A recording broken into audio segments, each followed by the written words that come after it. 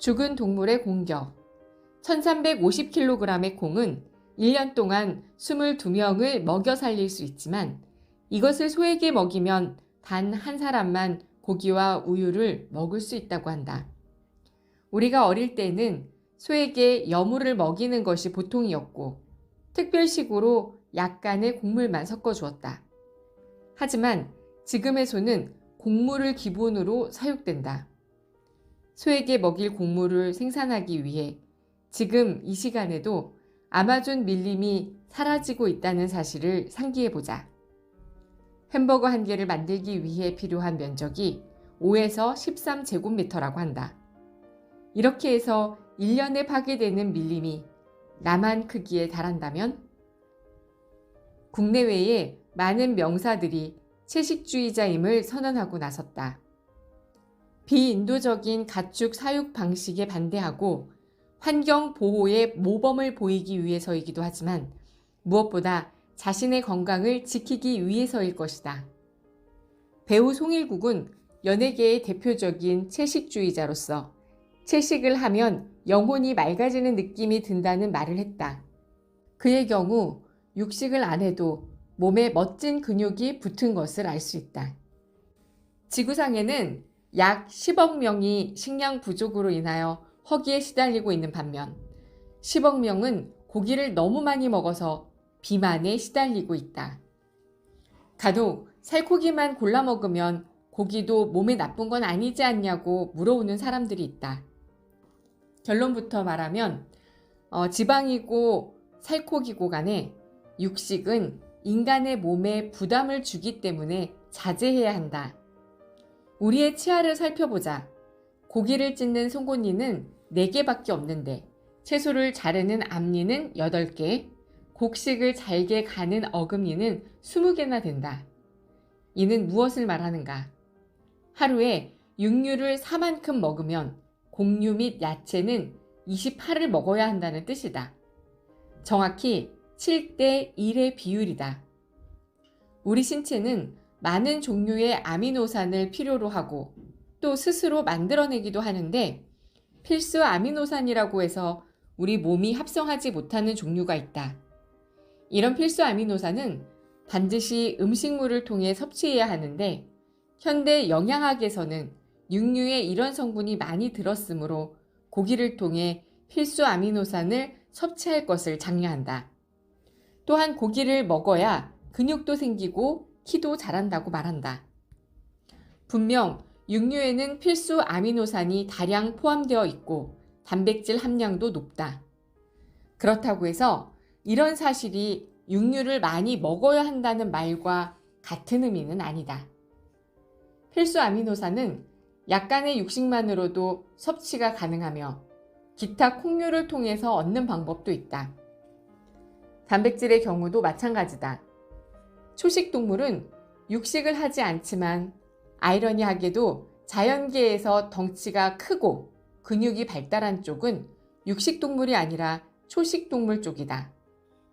포식자인 사자보다 먹이인 얼룩말의 크기가 더 크지 않은가?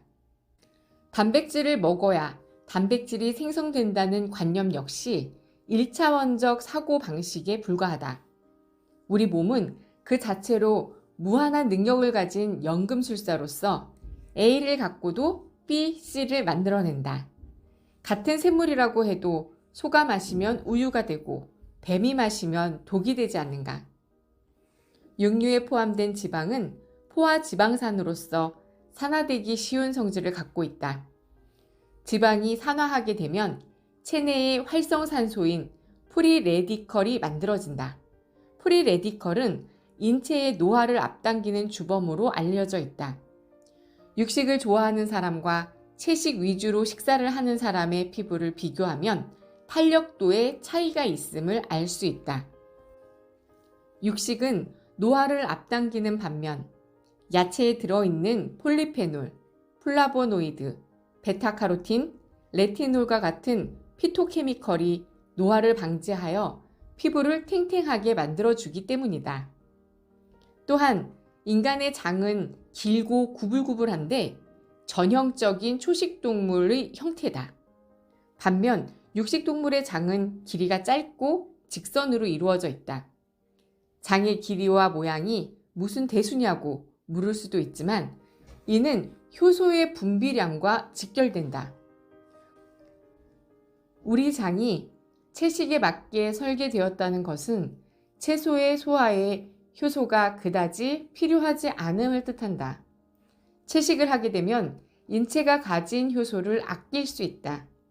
반면 육류를 소화하기 위해서는 심장, 신장, 간 등에서 무리하게 대사효소까지 끌어와야 할 정도로 효소를 많이 필요로 한다. 대사효소의 부족은 각종 질환의 원인이 됨은 물론이다.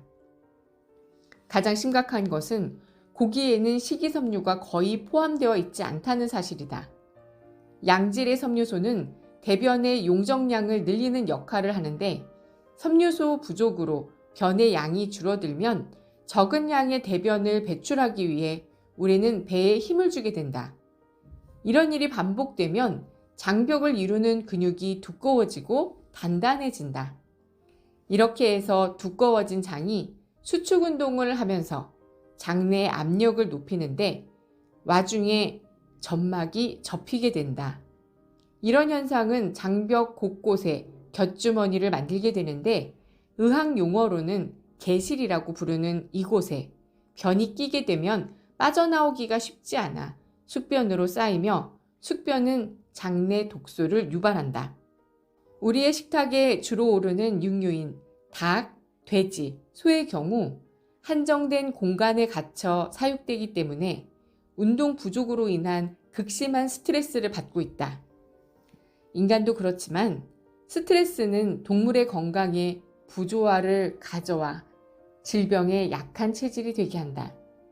그로 인해 항생제 등 각종 약물을 투여할 수밖에 없으며 기타 성장 촉진제 등에 의해 가축은 비정상적인 성장의 길을 걷게 된다. 과거의 젖소는 하루 3리터의 우유를 생산했지만 성장 촉진제를 투여하여 키우는 요즘 젖소는 하루 30리터씩의 우유를 생산한다고 한다. 또한 요즘 젖소는 좁은 공간에 갇혀 하루 종일 젖을 짜다가 햄버거 고기가 되어 팔려나간다. 과거 소는 3년이 되어야 수태를 할 수 있는 어른 소로 자랐지만 각종 약물로 키우는 요즘 소는 단 1년 만에 수태가 가능한 어른 소로 자라기도 한다. 이런 음식이 상에 오른다고 생각해보자. 엄격히 말하면 고기와 우유는 축산물이 아니라 공장에서 만들어진 가공품이다. 매스컴에서 이런 이야기를 대놓고 할 수 없는 것은 축산 농가를 보호해야 하기 때문이다. 노골적으로 육식을 자제하라고 하면 소를 키우는 농가에서 항의를 해올 것이므로 균형 있는 식사를 하라는 식으로 슬쩍 바꿔서 말하는 것이다. 건강을 생각한다면 고기보다는 야채, 익힌 야채보다는 생야채가 좋다. 생야채에는 노폐물의 배출을 돕는 섬유질이 많이 포함되어 있으며 생명의 열쇠라고 할 수 있는 효소를 다량 함유하고 있다.